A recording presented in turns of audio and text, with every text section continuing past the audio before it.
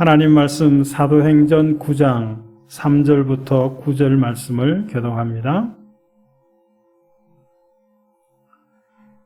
사울이 길을 가다가 다메섹에 가까이 이르렀더니 호련히 하늘로부터 빛이 그를 둘러 비추는지라 들음에 소리가 있어 이르시되 사울아 사울아 내가 어찌하여 나를 핍박하느냐 하시느니를 대답하되 주여 누구시니까 이르시되 나는 내가 박해하는 예수라 너는 일어나 시내로 들어가라 내가 행할 것을 내게 이를 자가 있느니라 하시니 같이 가던 사람들은 소리만 듣고 아무도 보지 못하여 말을 못하고 서 있더라.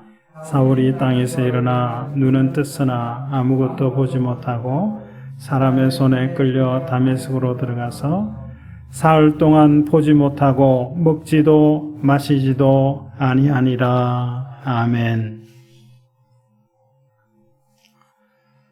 사울이 걸어가고 있습니다. 사울이 빠른 걸음으로 걸어가고 있습니다. 그와 동행하는 일행들을 앞서서 걸어가고 있습니다. 그가 걸어가고 있는 곳은 다메섹이라는 곳입니다. 다메섹은 이스라엘 밖 이방 땅입니다. 그러나 그곳에도 주의 이름을 부르는 성도들이 있었습니다. 주의 이름을 부르는 성도, 단순히 교인들이 아닙니다. 신상기록부에 기독교라고 쓰는 그런 정도가 아닙니다. 주의 이름을 부르는 제자들입니다. 교인으로 사는 사람과 주의 제자로 사는 사람이 있습니다. 주의 제자는 주의 이름을 부르며 주의 도를 따르는 사람입니다. 주의 이름을 부르는 것이 주의 이름을 부르는 자는 구원을 얻으리라 그랬습니다. 이상하지 않습니까? 왜 그 말씀이 기록되어졌을까요? 주의 이름을 부르는 것이 생명을 내놓고 하는 일이었기 때문입니다. 주의 이름을 부르는 자는 구원 얻는다는 것은 생명을 내놓고 불렀기 때문에 주의 이름을 부르는 것 때문에 생명을 잃을 수도 있는 그런 상태입니다. 더욱이 다메섹이라고 하는 지역에서 주의 이름을 부르는 사람들이 있습니다. 그것이 다른 지역에까지 알려졌습니다. 중국이 교회들을 무너뜨리고 십자가를 부숴 떨어뜨리고 선교사를 추방시키는 일들을 하지만 중국의 삼자교회라 그러죠. 외국인들이 복음 전하지 않고 외국의 재정적인 지원을 받지 않고 자기들끼리 예배하는 삼자교회만 허용하는데 그 교회에서 예배드리는 인원이 유럽 전역에서 예배드리는 인원보다 더 많다는 사실을 아십니까? 주의 이름을 부른다는 자체가 저들이 추구하는 그 사상과 가치와 배치되는 그런 가운데 주의 이름을 부르는 거예요. 다메섹에는 이런 사람들이 있었습니다. 이 사실이 예루살렘에까지 소문이 났어요. 주의 도를 따르는 사람은 이런 사람입니다. 주의 도를 따르지 않는 사람은 안식일은 아무 일도 하지 않는다고 해서 아무 일도 해서는 안 된다고 생각했습니다. 주의 도를 따르는 사람은 안식일에 사람을 살리고 생명을 살리는 일들을 하는 일을 했습니다. 이게 주의 도를 따르는 사람의 모습입니다. 아무것도 할 수 없는 상황에서도 할 수 있는 일들을 찾아내서 하는 사람이 주의 도를 따르는 사람입니다. 눈에는 눈으로 갚아주면 비난받지 않습니다. 그러나 원수를 사랑의 대상으로 삼으려고 생각하는 것, 아직 시도는 하지 못했어도 그렇게 해야 된다고 마음의 짐을 갖고 있는 것, 이게 주의 도를 따르는 주의 제자들의 삶의 모습들입니다. 그러므로 예수 믿으면 편안해지고 예수 믿으면 잘 되고 이런 말을 하기도 하는데 꼭 그런 것은 아니에요. 왜냐하면 주의 이름을 부르며 살아야 되기 때문에, 주의 도를 쫓아서 살아야 되기 때문에 고민할 수밖에 없어요. 괴로워할 수밖에 없습니다. 그러나 그러면서도 그것을 극복하고 이기는 것이 주의 이름을 부르는 자, 주의 제자들의 삶의 모습들입니다. 주의 도를 따르는 주의 제자의 삶을 살 수 있기를 주님의 이름으로 축원합니다. 다메섹을 향하여 가는 사울의 손에는 공문이 들려져 있었습니다. 지금으로 하면 체포영장이 들려져 있었습니다. 사울은 여전히 살기등등했다 그랬어요. 사울이 예루살렘에 있을 때에 주의 이름을 부르는 사람을 잡아서 죽였습니다. 대표적인 사람이 스데반입니다. 대제사장들에게 체포영장을 발부받았습니다. 다메섹에도 주의 이름을 부르는 사람이 있다고 하니 체포영장을 발부받아서 그걸 가지고 다메섹으로 향하고 있는 겁니다. 다메섹에도 유대인들이 많았습니다. 그 유대인들은 사울이 체포영장을 가지고 오기를 기다리면서 사울이 다메섹으로 들어오는 것을 마중 나오는 그런 많은 유대인들이 있었습니다. 다메섹에 가까이 왔을 때 사울을 마중 나오는 유대인에 앞서서 갑자기 하늘에서 한 줄기 빛이 비추었습니다. 예수님 태어나실 당시에 밤에 들에 있는 목자들에게 비추어진 주의 영광의 빛처럼 다메섹을 향하는 사울에게 하늘에서부터 호련히 빛이 비추었습니다. 그 빛이 어떻게 비추었냐면 둘로 비추었다 그랬어요. 이 말은 그림자가 생기지 않게 비쳤다는 거예요. 하늘에서 호련히 땅으로 비치는 그 빛이 사울에게 향했습니다. 사울의 그림자가 생기지 않을 정도로 둘로 비추었다 그랬습니다. 이 빛이 그를 엎드리게 만들었습니다. 아무도 막을 수 없었던 사울의 그 기세, 살기등등함을 사울에게 비친 하늘의 빛이 중단시켰습니다. 꺾어버렸습니다.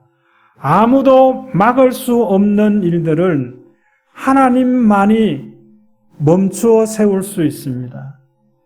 아무도 막을 수 없는, 지금도 어느 나라에는 하루에 5,000명이 아니라 5만 명이 확진되는 그런 뉴스도 아침에 또 들리더라고요. 중남미의 어떤 나라는 이 백신 맞으면 1년 안에 죽는다고 나라 자체가 백신을 접종하지 않는 나라도 있다고 그래요. 미쳐 돌아가는 모습이 아닐 수가 없어요. 이거는 아무도 막을 수가 없어요. 백신이 개발됐지만 이거 막아내지 못하고 있어요. 늦출 수는 있죠. 치료제가 개발됐어요. 개발됐대요. 근데 한 알에 90만 원이랍니다. 아마 백신은 공짜로 맞춰주지만 치료비는 글쎄요, 돈을 주고 사야 되는 거 아닌가 싶어요. 사람들이 이걸 막아보려고 그러지만 돌파 감염의 퍼센테이지가 20%입니다. 접종한 사람도 방역 조치를 하지 않으면 감염되는 게 20%라는 거예요. 이 사람이 막아낼 수 있는 게 아니에요. 사람이 막을 수 없는 것은 하나님이 막으셔야 돼요. 하나님이 이것을 언제 막으실까? 어떤 것을 보시고 이것을 막으실까?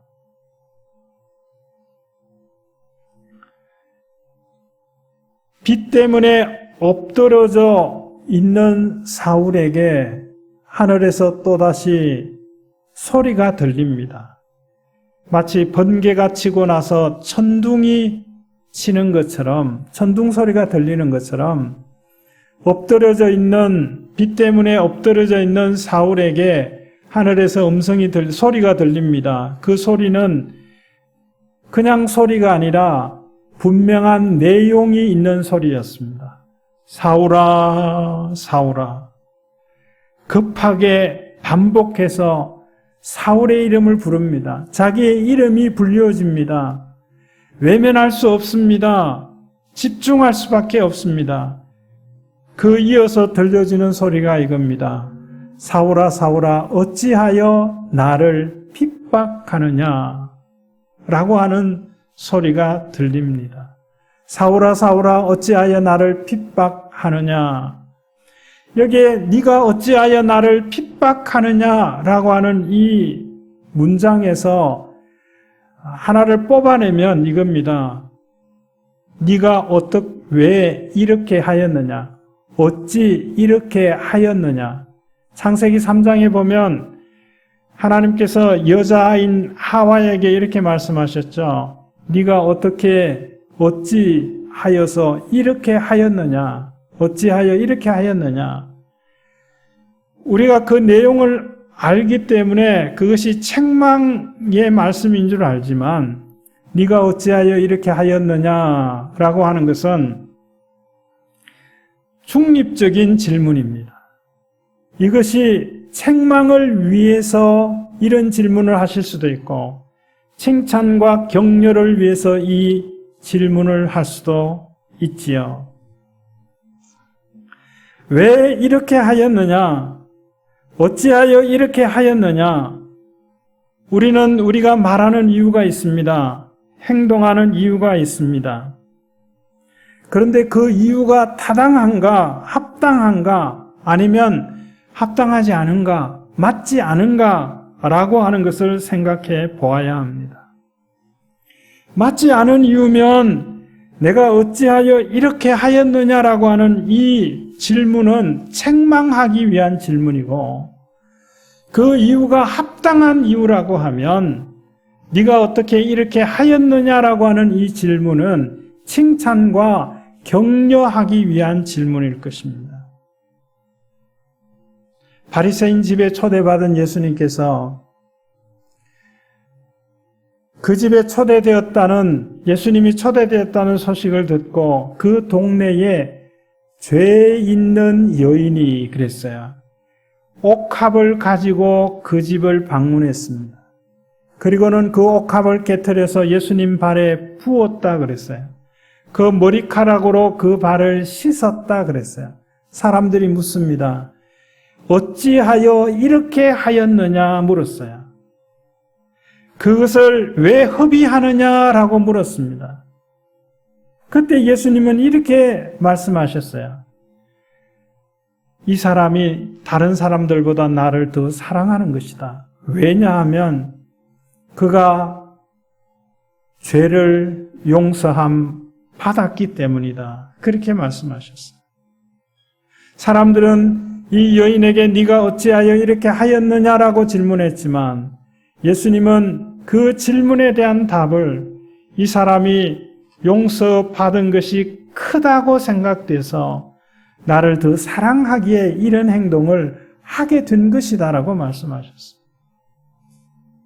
그러므로 네가 어찌 이렇게 하였느냐라고 하는 중립적인 질문을 받았을 때 그것이 책망을 위한 질문이 아니라 칭찬과 격려와 위로를 위한 질문이 될 수 있기를 주의 이름으로 축원합니다. 창세기 12장에 보면 아브라함이 흉년을 피해서 애굽으로 내려갔어요. 애굽으로 내려가서 아내 아내와 함께 내려갔는데 아내와 함께 내려가면서 아내와 함께 미리 말을 맞췄어요. 당신은 너무나 아리따우니까 애굽 땅에 가서 내 아내라고 소개하면 애굽 사람들이 나를 죽일 것이다. 그래서 누이라고 하자. 사실은 아브라함의 아내는 누이였어요. 아내가 된 거죠. 왜 그렇게 했습니까? 애굽 사람들이 두려운 거예요. 두려울 수밖에 없어요. 그들에게는 하나님이 없어요. 하나님의 법이 없어요.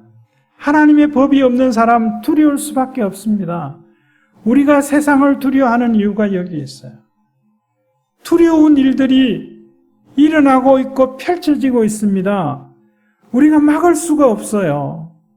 기도할 뿐입니다. 하나님만 막으실 수 있기 때문이고 하나님만이 중단시킬 수 있기 때문에 그러합니다.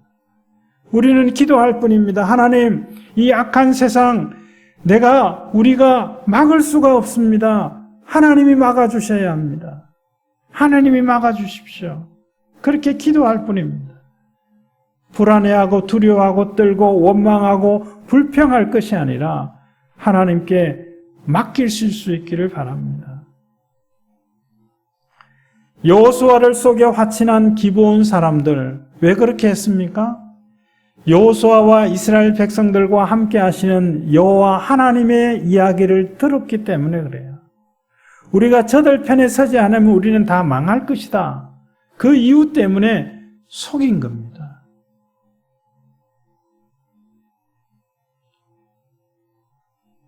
예수님이 부활하신 무덤 앞에 찾아간 여인들을 향해서 천사들이 하는 말이 이겁니다. 너희가 어찌하여 죽은 자 가운데서 살아있는 자를 찾고 있느냐? 왜 살아있는 자를 죽은 자 가운데서 찾습니까? 부활을 믿지 못하기 때문에 그래요.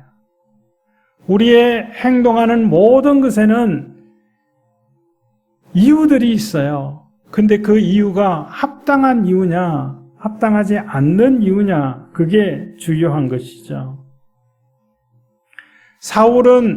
사울이 들은 이 말씀, 네가 어떻게 이렇게 하였느냐 이 말씀은 이렇게 직접적으로 들려졌습니다. 어찌하여 나를 핍박하느냐. 질문 자체가 책망입니다. 질문 자체가 책망이에요. 그 내용에 보면 그러니까 사울이 반문하기를 주여 누구십니까? 누구신데 그렇게 말씀합니까?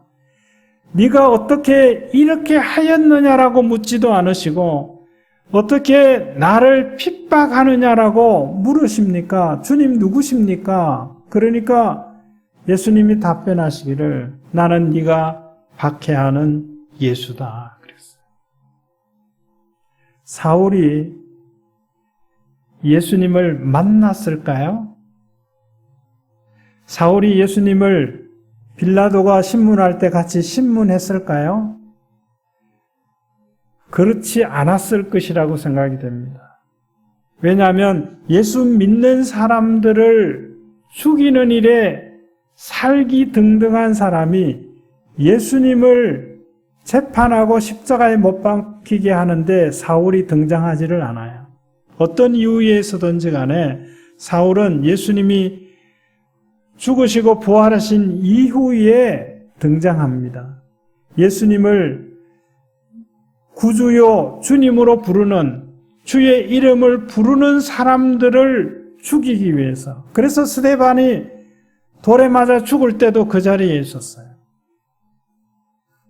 사울은 예수님을 직접 박해하지 않았어요. 만난 적도 없을 수 있어요. 그런데 사울을 가리켜서 13절에 보면 주의 성도들에게 적지 않은 해를 끼친 사람이다 그랬어요. 다메섹에 있는 아나니아가 한 말입니다. 주의 이름을 부르는 성도, 주의 제자들에게 하는 일들을 예수님에게 한 것으로 여기시겠다는 거예요. 심지어는 하나님께서는 하나님이 지으신 가난한 자를 멸시하면 하나님을 멸시한 것으로 여기시겠다고 그랬어요. 이 가난한 자가 그냥 가난한 자가 아니에요. 하나님께 속한 가난한 자입니다. 하나님께 속한 자예요. 하나님께 속하고 주의 이름을 부르고 주의 제자요 주의 도를 따라 살아가는 사람을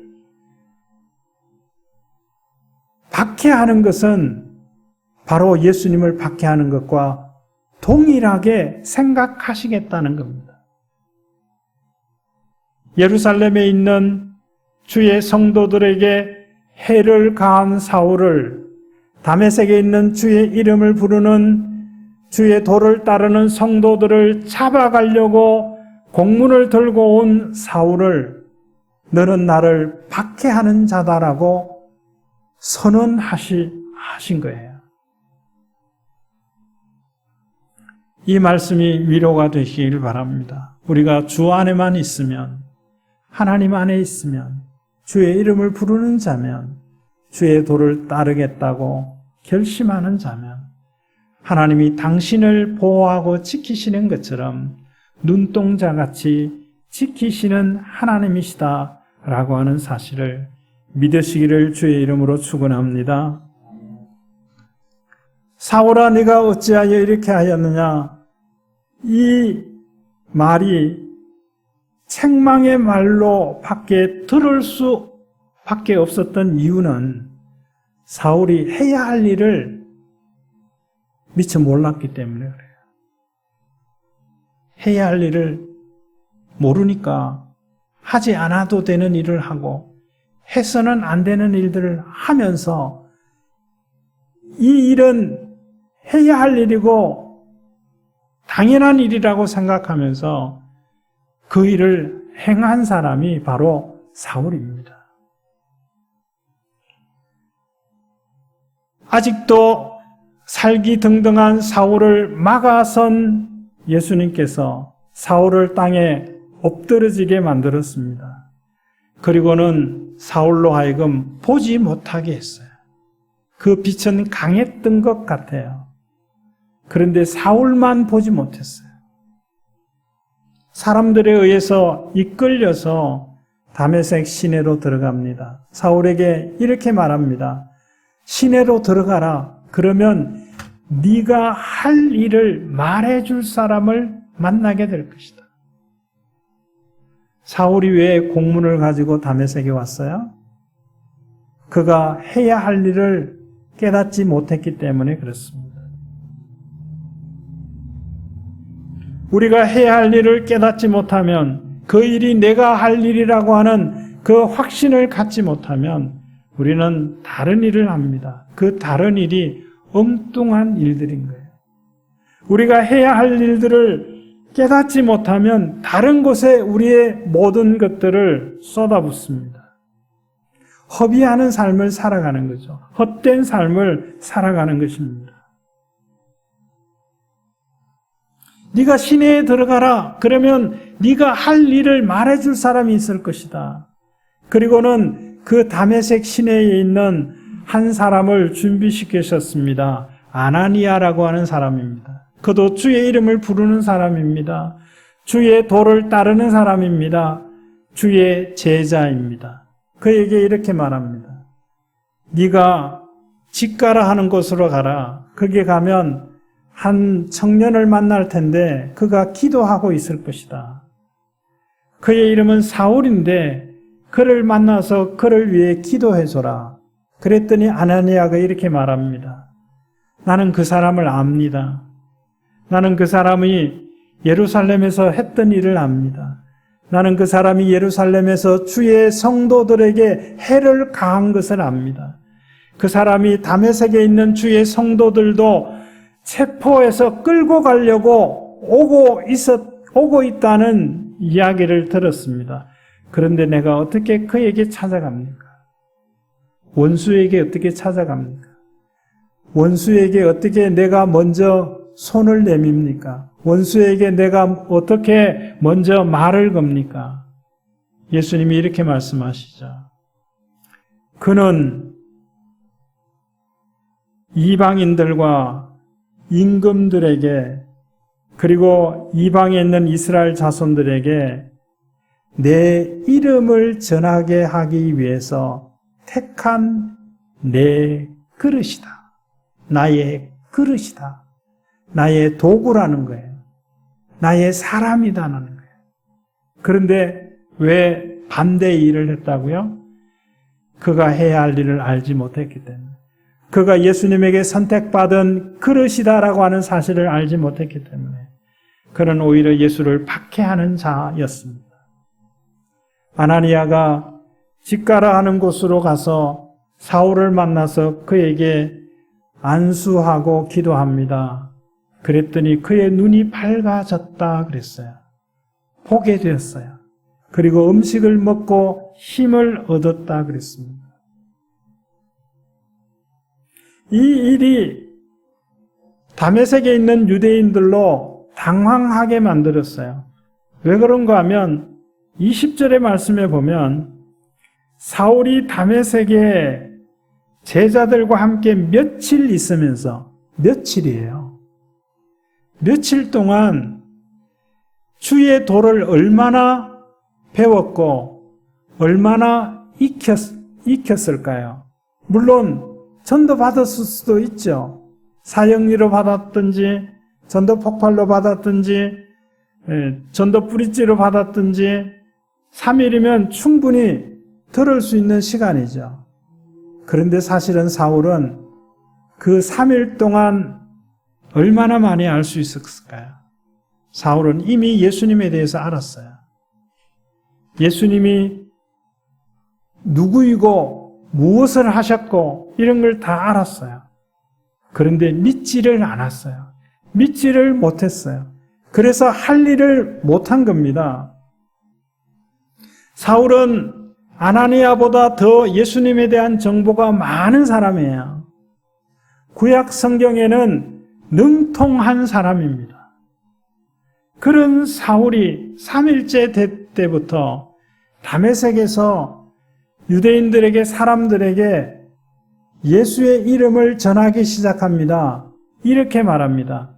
예수가 하나님의 아들이다라고 하는 것을 전하면서 설명하면서 설득하는 일들을 했어요. 다메섹에 있는 유대인들이 당황해했습니다. 공문을 가지고 오는 사울을 마중 나갔던 유대인들, 공문을 사울이 가져오면 그것을 근거해서 다메섹에 주의 이름을 부르는 사람들을 다 체포해서 끌고 가려고 했던 그 일로 말미암아 무엇을 얻으려고 했던 유대인들이 당황했던 거예요. 그리고는 어떤 결론을 내렸냐 하면 사울은 죽어야 된다. 사울은 죽어야 된다. 사울이 예수를 하나님의 아들이라고 전하지 않은 것은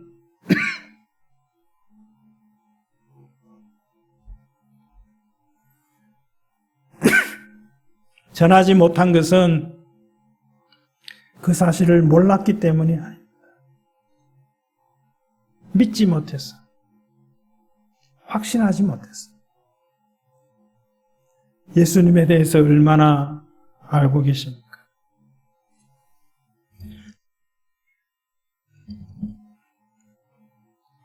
우리는 예수님에 대해서 상당한 것을 알고 있어요. 정확하게 알고 있어요. 그런데 왜 예수를 하나님의 아들이라고 선포하지 못합니까? 그런 확신이, 믿음이 부족하기 때문에 그렇습니다.